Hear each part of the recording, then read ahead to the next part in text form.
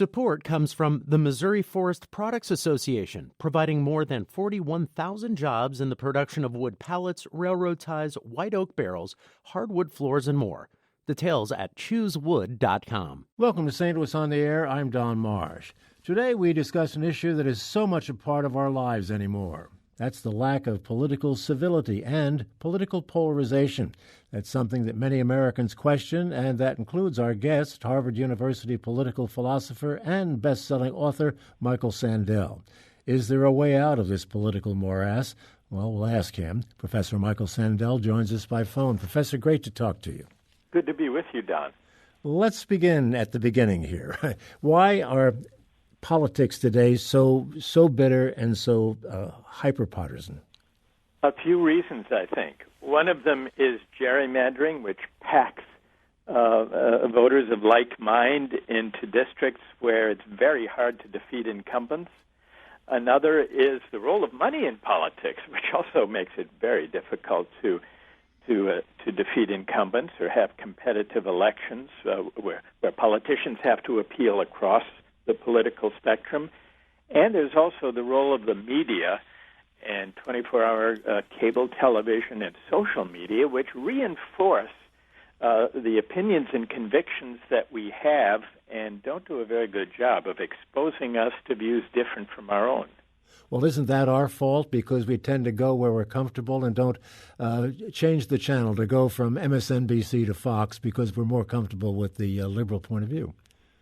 I think it is our fault to that extent, and we develop bad habits, just as you say. I do flip the channel, in part maybe because I'm a political junkie, and I'm fascinated to hear the different arguments being made from different ideological perspectives.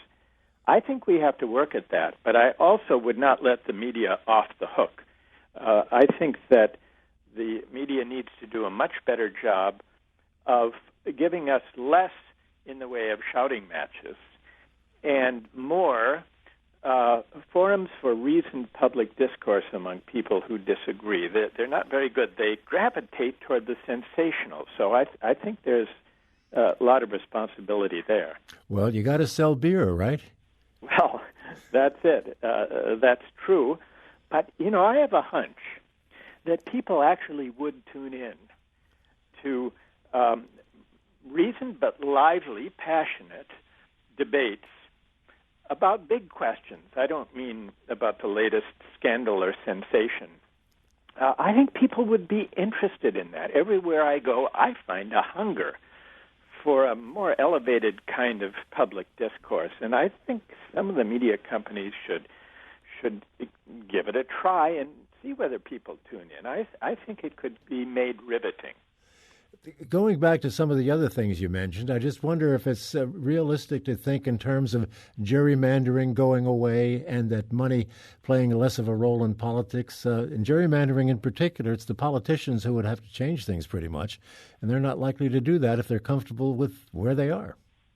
It's true. The incumbent politicians always have a stake in the way things are, and the system of gerrymandering essentially provides a ticket to re-election for almost all members of Congress. And so I think the only way to change that, Don, is to change the rules of gerrymandering, and this can be done on a state-by-state basis. I think we should consider taking it out of the hands of legislatures, which are partisan and have figured out how to pack districts very effectively, and experiment with independent, nonpartisan commissions to draw the borders of congressional districts. There are a few states that are looking at that and working on that now, so perhaps it will catch on. It seems to make an awful lot of sense to take it out of the hands of the politicians. There really is something wrong with a system of self-government and of democracy when if you're an incumbent, you're almost guaranteed a re-election to Congress. And that's true. The re-election rate is, I think, 90+% for incumbent members. And that's really not a system of self-government. I don't think it's what the founders had in mind. Do you think term limits should be brought into the picture? I'm not so sure that term limits would be the solution, because if you keep the districts drawn the way they are, you're still entrenching the partisan profile state by state. So I would rather go at trying to figure out a way to draw the districts differently and to get big money out of politics. Yeah, how do we do that? Well, as things stand now, it might require a constitutional amendment, which would say that the right to freedom of speech in the Bill of Rights does not include the right to spend unlimited amounts of money in political campaigns, either a constitutional amendment or some creative forms of public finance options where candidates are given an attractive opportunity to get some public funds, maybe that match funds, small amounts that they raise, rather than just allow this unlimited flow of big money into politics. Well, that First Amendment can be pretty pesky from time to time, can't it? Well, I think it's been misread by the Supreme Court. I think the Citizens United decision, which essentially invalidated the campaign finance legislation that had been enacted, I think that was a terrible mistake. I think one of the most fateful Supreme Court decisions, certainly in a generation, for democracy. Let's turn to the 500-pound gorilla or elephant in today's political world, and that would have to be the Kavanaugh hearings and right. Where that is right now. What do you make of all of that, starting with the hearings themselves and the testimony the other day? One thing that strikes me, listening to the testimony and looking at the public reaction to it, is listening to different people, listening to the two people, Judge Kavanaugh and Dr. Ford, people watching the same hearing, drawing political conclusions and conclusions about who's telling the truth that almost perfectly reflect their prior political views. I mean, the views of the people watching. So it's in a way reminiscent of the Anita Hill, Clarence Thomas hearing. It also reminds me a little bit even of the O.J. Simpson trial. Oh. When people watched and drew radically different conclusions about who was telling the truth, and that these conclusions reflected their prior political views. So it's almost as if we're operating in two different worlds, not only of political opinion, but also in the impressions we come away with, listening to this and watching the same event. Isn't that a perfect example, though, of where we are politically and have been now for a couple of years in terms of these entrenched positions? It is. It is a reflection of that. And it really is a reflection also of the scarcity of reasoned public discourse across those polarized lines. The project of self-government has to be about persuading and being persuaded, deliberating with fellow citizens about the common good, and in this case, about who's telling the truth. And what's dropped out of our politics in recent decades has been the activity of genuine deliberation and persuasion. It's almost as though we enter into these national spectacles, the Kavanaugh hearing being a powerful example. We go into those spectacles almost not expecting to be able to make reasoned arguments with people with whom we disagree, or not even trying to persuade anymore, simply asserting, staking out our position. And that's not so good for democracy. Yeah, the art of compromise has pretty much been lost in recent years, no question about it. Well, it's the art of compromise, but even leading up to compromise, the ability to argue with one another, to debate with one another, but with the possibility of persuasion being present. And I think one of the reasons we're not very good at that these days is we're not good at the art of listening. And by listening, I don't just mean hearing the words of our political interlocutors, but actually listening for the convictions and the principles underlying views with which we disagree and trying to engage with them. The art of listening is a civic art, and it's become increasingly rare. But it's a precious thing because you can't have civic deliberation unless we can manage somehow to cultivate the art of listening. And I think that has to begin in schools and in colleges and universities, places, like where I teach, everywhere across the country. We need a kind of civic education in listening. There is many people who said that Senator Flake the other day was listening. He was listening to those women in the elevator, and he was listening to his fellow Senator Coombs, who was his friend, as I understand it, and that by listening, his mind was probably changed that day within a period of an hour or so. That seems to be the case, and I think what makes it so striking, why it was such a surprising moment to people on both sides of the aisle, is that it is so rare. I think that here we have Senator Flake, who became overnight almost a kind of folk hero, at least in the confines of the hearings and the debates over Judge Kavanaugh. He became a kind of folk hero because he was displaying the kind of listening and openness to persuasion that should be commonplace in democratic public discourse, but is so rare that he became a kind of national hero for displaying it. Oh, we'll see how long that lasts. Yeah. We have to take a break. And it really comes down to the three or four who have yet to make up their mind. Yeah, well, again, we'll learn in a couple of days, I guess, if things stay as they are planned right now.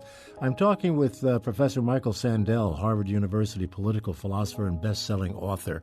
Welcome back. We're talking about civility in today's politics, and we'll continue that conversation in a moment. But first, we'll take this break. This is St. Louis on the Air on St. Louis Public Radio, 90.7 KWMU. Thank you for listening to this St. Louis on the Air podcast supported by University College at Washington University, with undergraduate and graduate programs part-time, evening, and online. University College at Washington University, offering world-class education within reach.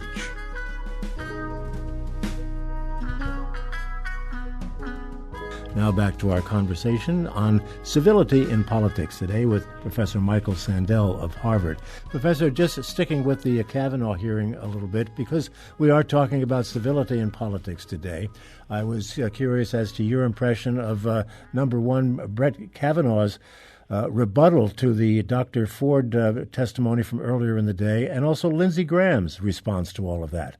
They were kind of over the top in both cases.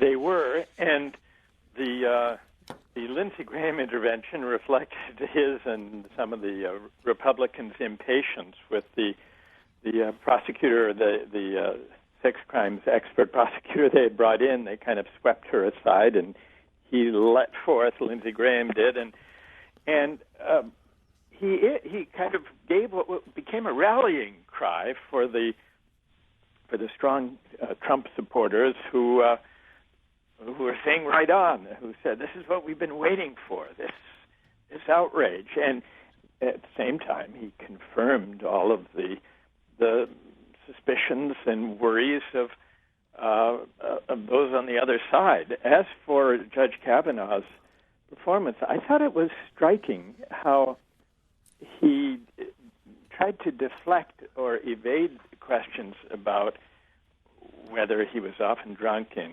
college and so on, by reciting his academic credentials. Every time he was pressed on the question, was he a heavy drinker, did he ever black out, and so on, he denied he had blacked out, but when the questioning became sharper, he addressed it by reciting the fact that he had worked hard in high school and college. He had been admitted to Yale College. He was then admitted to Yale Law School, as if reciting a highly credentialed resume addresses the question about his drinking habits. So it was a non sequitur that he appealed to several times, but a kind of revealing non sequitur. The idea that credentials, the list of one's resume, impressive as it is, could be a response to questions about his drinking habits and more broadly about his credibility. And I thought it was telling. I thought it was revealing. Do you know him? I don't.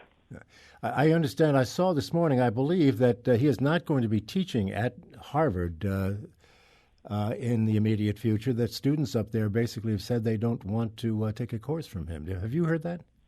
Well, I've read the news accounts, and the Harvard. There were students who were saying there should be an investigation into the allegations before he's invited back to teach, as he traditionally does here in the winter term.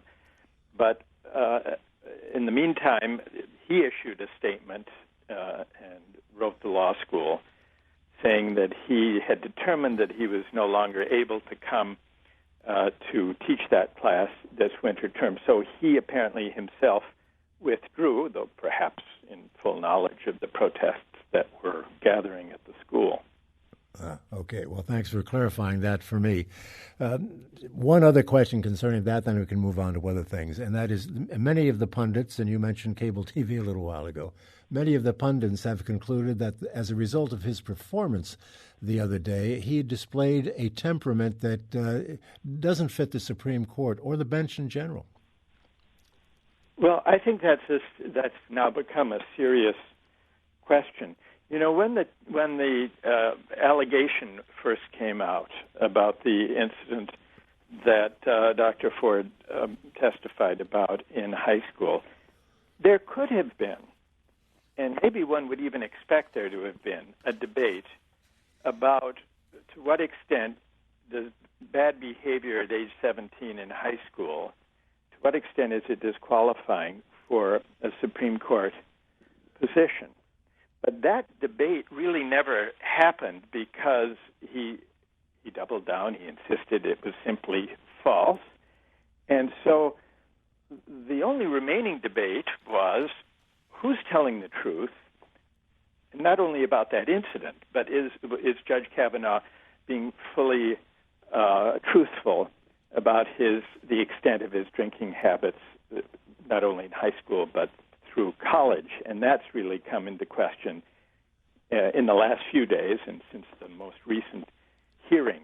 So now the entire debate really is about that, about his credibility, about whether he was fully honest with the committee or not, both on the drinking questions, the extent of it, which bear on the underlying allegation, and also in other aspects of the earlier part of the hearing.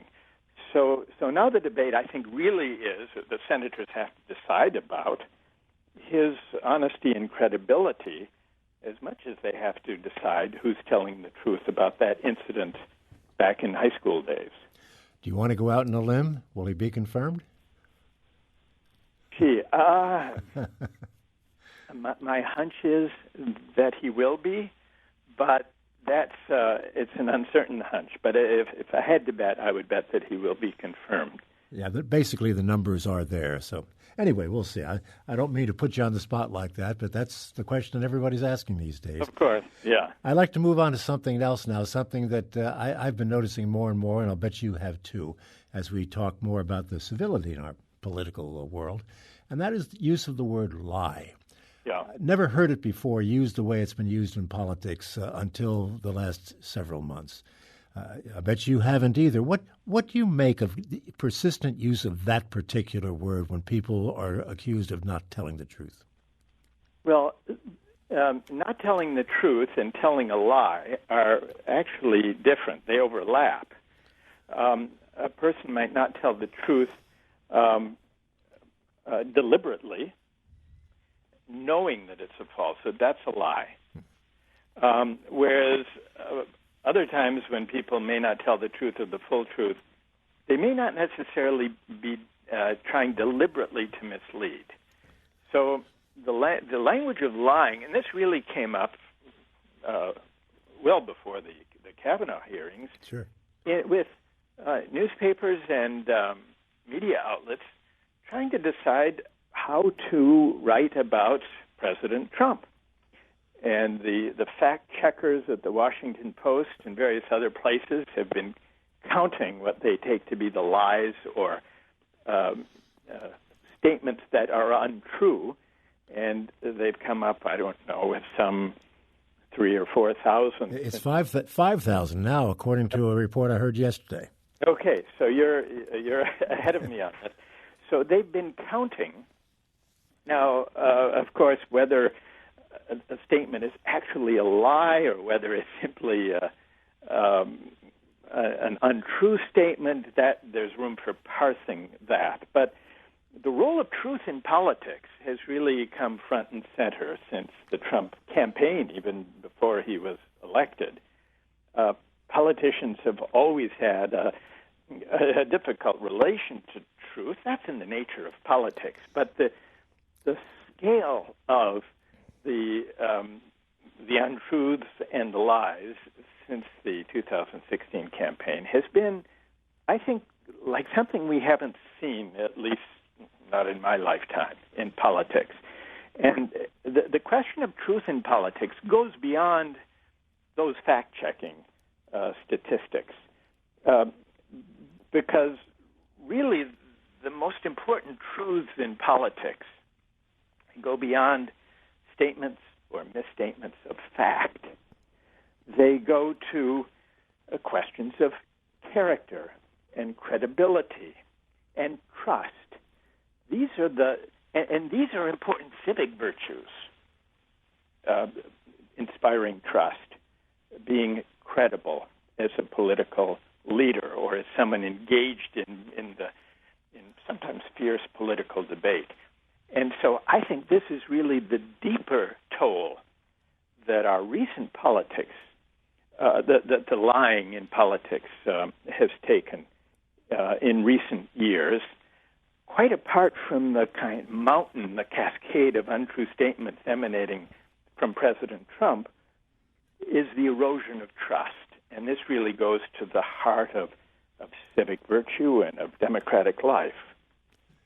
And this is exacerbated, of course, by social media and today's high-tech digital world. Yes, and the fact that people who are attached to one or another partisan position or candidate are perfectly happy to forgive or ignore the lack of truthfulness in politics if it serves their political cause.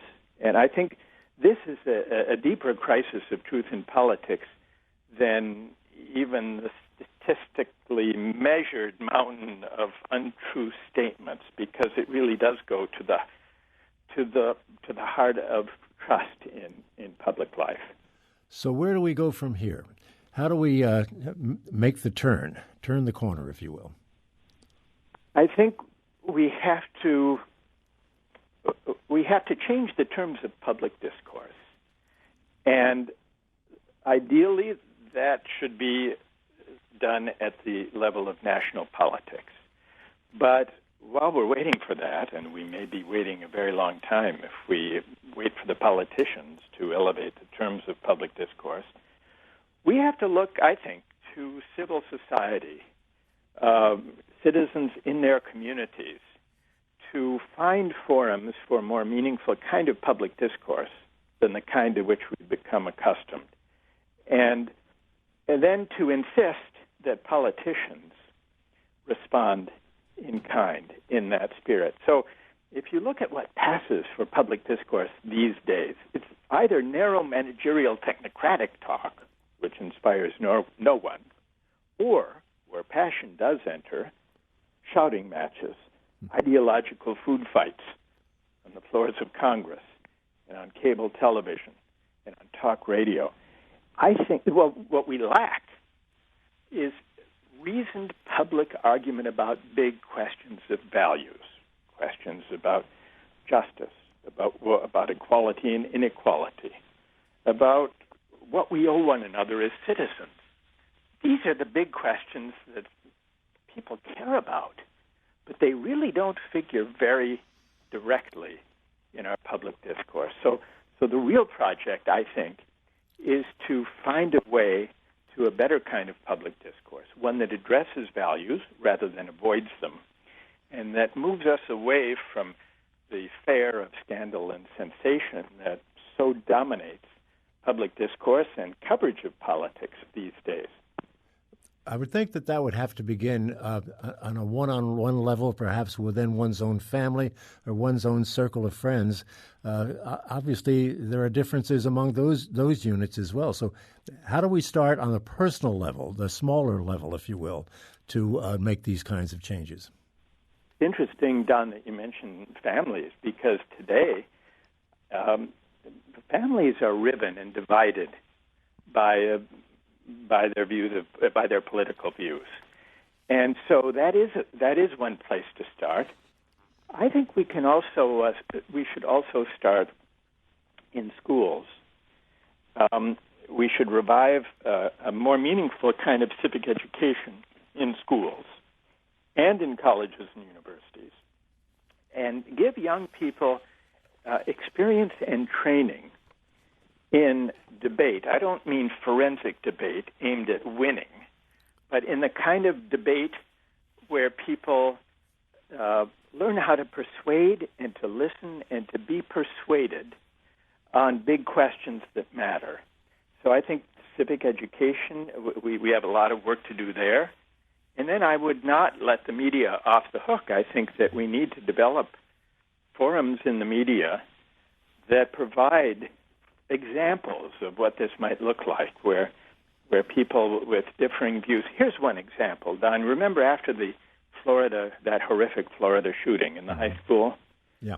When there was this big rally in Florida in an arena. I think there were thousands of people there, if I'm not mistaken. And there were young people from the school, spokespersons, 17-year-old young man who grilled the head of the NRA or the representative of the NRA and Senator Rubio on the gun control issue. And that 17-year-old, there were a few of them actually, was so poised and so persuasive and so effective, going up against a seasoned senator and a seasoned lobbyist. And the people in that arena understood that and appreciated that. And that, I think, was a glimmer. It was a democratic moment, an example of what a better kind of civic discourse might be.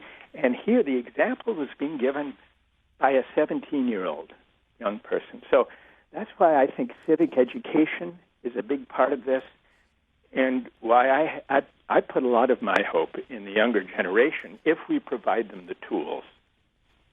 And if they get out and vote this fall in November and also in 2020. I would also point out, when we're speaking of that, the young gentleman who was accused of being a crisis actor by the other side in this discussion. So it just doesn't stop. Right. Yeah. I've got to end it right there, Professor Sandel. Thank you so much for being with us. I want to let folks know you're going to be in town next week. He will be lecturing at the Dew Chapel next Monday at 7 o'clock. He'll discuss the question, The Lost Art of Democracy Argument, What's Become of Civility? The Lost Art of Democratic Argument, I should say. What's Become of Civility? Thank you so much, sir, for spending so much time with us. Thank you, Don. My pleasure. This is St. Louis on the Air on St. Louis Public Radio, 90.7 KWMU.